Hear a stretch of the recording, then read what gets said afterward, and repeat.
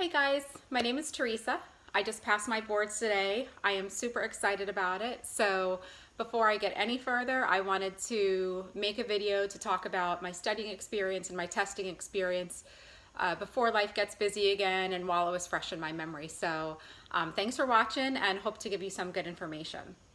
So when I first graduated, which was actually July 24th, only 3 weeks ago, I needed to come up with a study plan.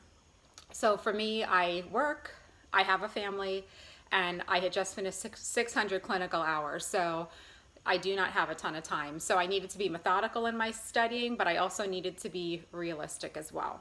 So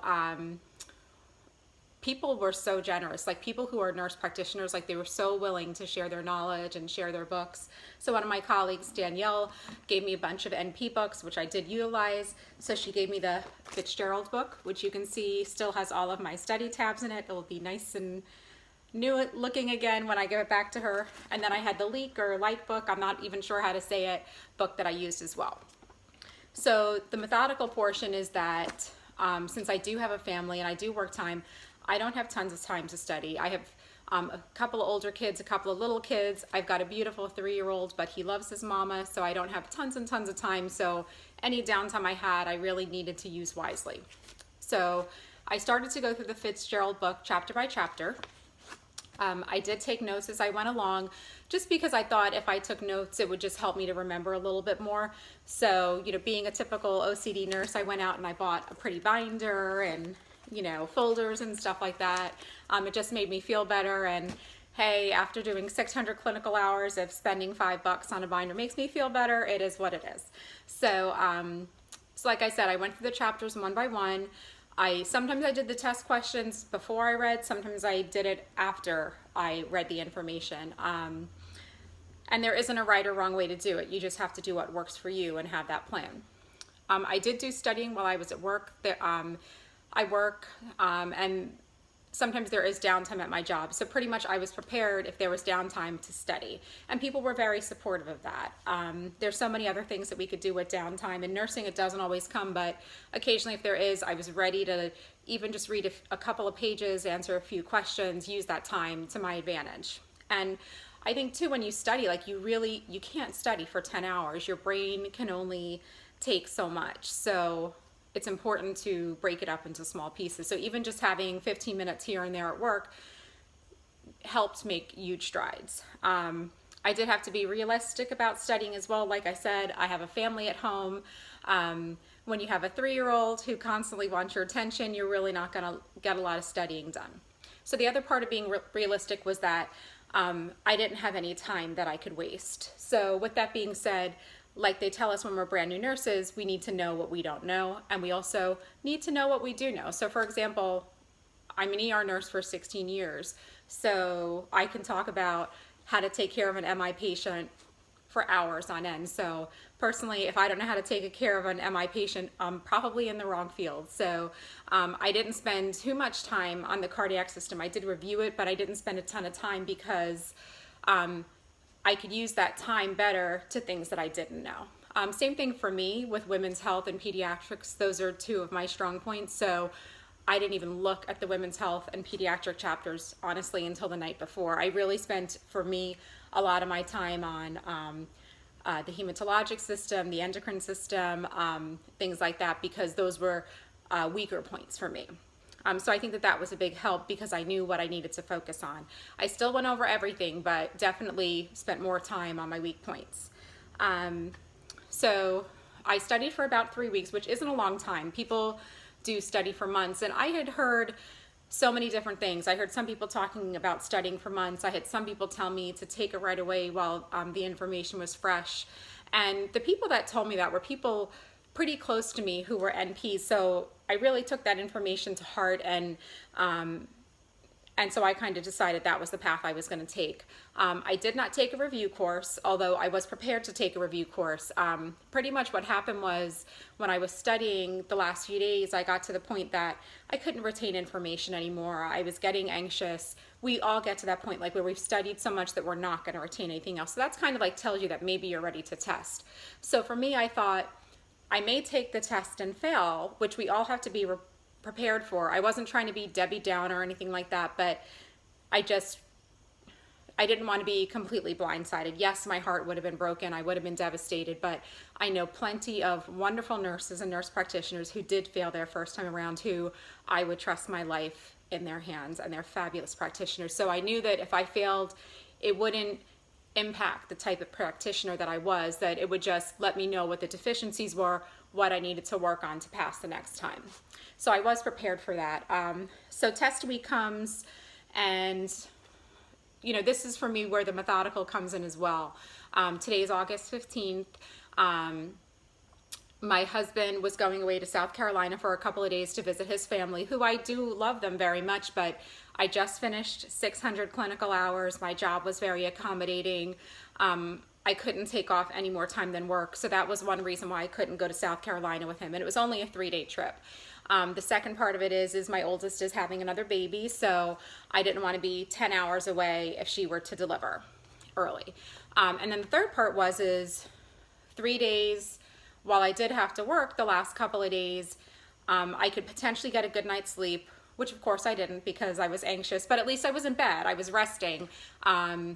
I was able to study. I was just able to have downtime and really just mentally get myself ready to test. So the fact that my husband was going away for a couple of days, it was just an opportunity to have a quiet house and just be in the mental mind frame to go out and take a test. So that was why this week worked for me as well.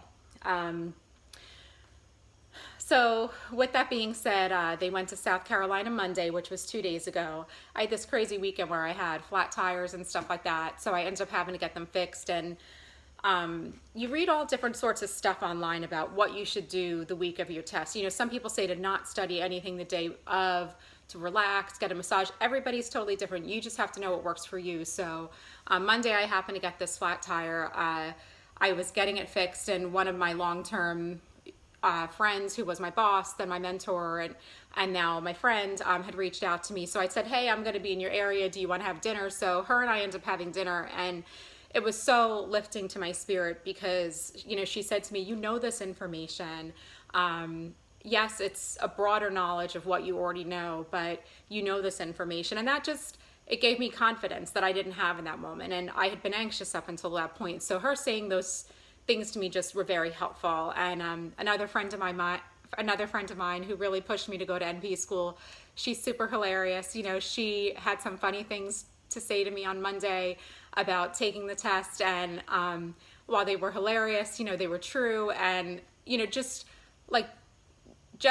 some happiness to add to the anxiety that I was having. Like, it really helped to balance that out a little bit. So that was Monday, 2 days before the test. Tuesday, the day before the test, I worked from 8 to 8. I came home, I had, you know, the usual dinner, stuff like that, and I had already told you about my methodical studying, which I did. So the night before, what I did was I just, I did briefly go over my strong points in pediatrics, for example, because I just wanted to see things like, you know, Wilms tumor, things that I haven't seen in my career, just for that quick review in case that there was something that I was missing. I also went over geriatrics. Geriatrics I wouldn't say is my strong point, but in my geriatrics rotation, I had a very strong preceptor, and she really, you know, taught me a lot about adjusting medication. So I felt pretty confident in that area as well. So I skimmed through the pediatric and geriatric chapter.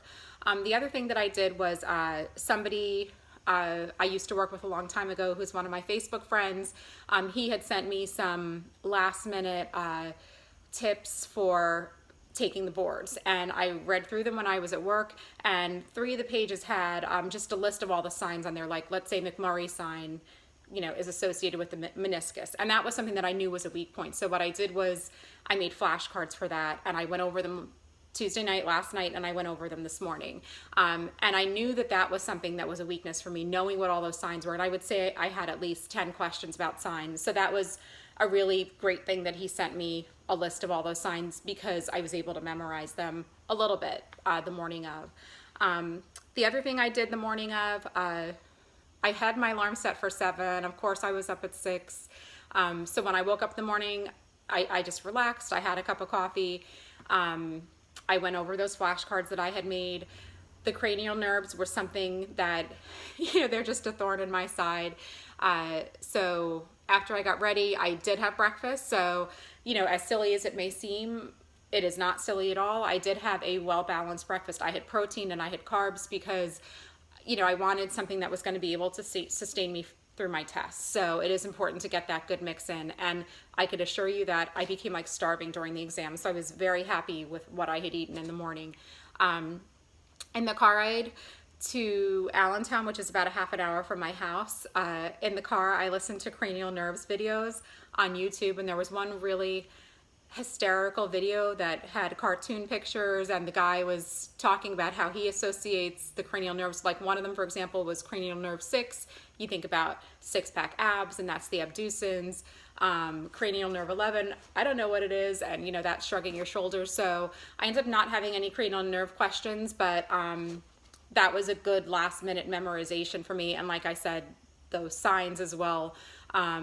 There's some things that you just need to know. Like, let's say, when should you adjust Coumadin doses? When should you adjust Synthroid dosage? Those things we just kind of need to know. But some of the memorization things are things that we may or may not retain. So those were things that I memorized the night before and the morning of.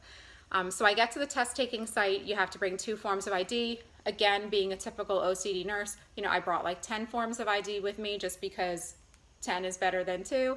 I did not need 10. It says to get there a half an hour early, which I did, but they took me in immediately. So I started my test a half an hour early. So I took the AANP, which is 150 questions. I read that 25 of the questions do not count. I had also read that not to be blindsided if your questions start out very difficult. So I was prepared for that. I was prepared to be rattled initially. So the other thing that I had read online was that you have the ability to mark questions. So this was a really important piece of information to know. You have 3 hours to take 150 questions, which is a decent amount of time. I finished in plenty of time. So what I did was, for all 150 questions, I answered every single one, just in case I didn't have enough time. You know, who knows, just in case anything happened. And any ones that I was unsure of or wanted to go back to, I marked. And then you have the ability when the test is over to look at the marked ones or look at all of them. So out of the 150 questions, I'm going to be 100% honest with you here. Out of 150 questions, there were 68 questions that I was 100% sure of. 68 questions that I knew were correct. So, and that's about 50%. You need 65% to pass, which to the rest of the world seems like a very low number, but for us, we know how difficult these tests are.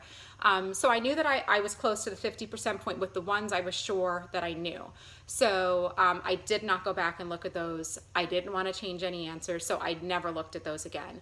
I did go back and look at the other, I think it was 82 questions that were there. I think that's right, 68 plus 82 is at 150. Yes, so I went back and I looked at the 82 questions. And to my surprise, when I went back to those 82 questions, I was more sure of them than I had thought. I thought that my questions were very straightforward. They were not tricky. There was no curveballs thrown at me. I either knew them or I didn't.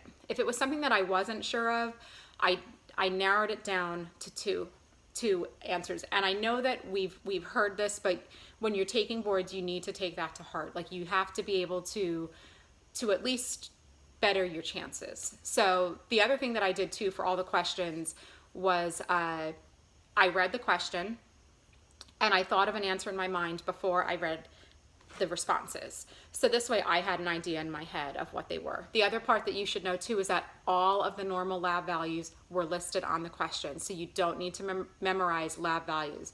Everything from, you know, thyroid to calcium to hemoglobin and hemat, it's all in there. So you don't need to memorize that stuff because they will provide it for you. I had heard that they only provided it for you the first time. So on you get a scratch paper when you go in, so you could so I'd written down the first lab values, but then they were repeatedly showing the lab values. So it's not something that you need to write down.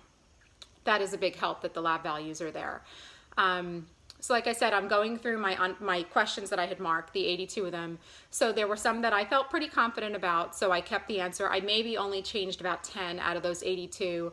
You know, there's some that you're just not sure of, so you're going to make your best guess and hope. So after I went through the 82 marked questions, I was done. I was ready to submit. So they did make me take a torturous 10 question survey, which just was like, what was the testing site like, blah, blah, blah, blah, blah.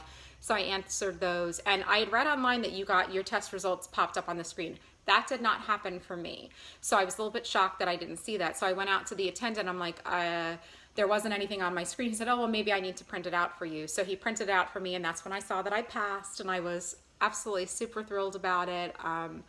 You know, it's such an emotional feeling, you know, to put all this work in that we have put in, and to accomplish it is absolutely huge. So, you know, hats off to every single one of us for undertaking all of this work. And, you know, with that being said, I'm not a YouTuber. My son watches YouTube, but I'm not a YouTuber. But I did want to make this video just because I think it's important to share what we know. And as you can see, I have no makeup on or anything. And, you know, if you're one of those people who does 600 clinical hours, you work full-time, and you take care of your family, God bless you if you wear makeup, and please come over and do mine when you have free time. I'm just trying to think if there's anything else. I think that's pretty much everything, you know. Really good luck, have your study plan. I seriously was prepared to potentially not pass, and if I didn't pass, I was going to take a review course and you know, work on my deficiencies. But it is, the other thing that a couple of people said to me, and that same friend Avery had said to me yesterday, he said, this is an entry-level test. So he encouraged me to not psych myself out and things like that. And it is an entry-level test. So I was happy with the test. I didn't think it was too crazy. It was what I expected. The last thing that I would tell you is the practice questions. Review them, review them, review them, and read the rationale. When you get one wrong, don't just move on. I know that we're busy, that we just like take these tests very quickly, but read the rationale, because when you read the rationale, you're not only going to find out why you answered the question wrong, but you're going to read why the other choices weren't correct, and that may give you an answer to another question. So I think reading the rationale is a really great thing. Definitely doing tons of test questions. I started to see patterns and themes. Like, for example, I must have seen the CHF question, like what is the heart sound associated with CHF? It's an S3 murmur. I must have seen that 10 times, and I got that one on my test. So that was exciting. Not that it was exciting, but you definitely, I did see some of the questions that I had practiced, and they weren't worded the same way, but they were there. So like I said, I had absolutely no cranial nerve questions on my test. You know, I guess lucky me, but it doesn't hurt to study them for the last minute. I did have tons of signs, so memorize your signs, make some flashcards. I wish you all the best. Thank you for watching my sleepy but happy video. And honestly, all the best on your journey. And let me know if you have any questions. Now that I'm done with my boards, now I can actually help another human being. So best of wishes and best of luck to all of you. Thanks.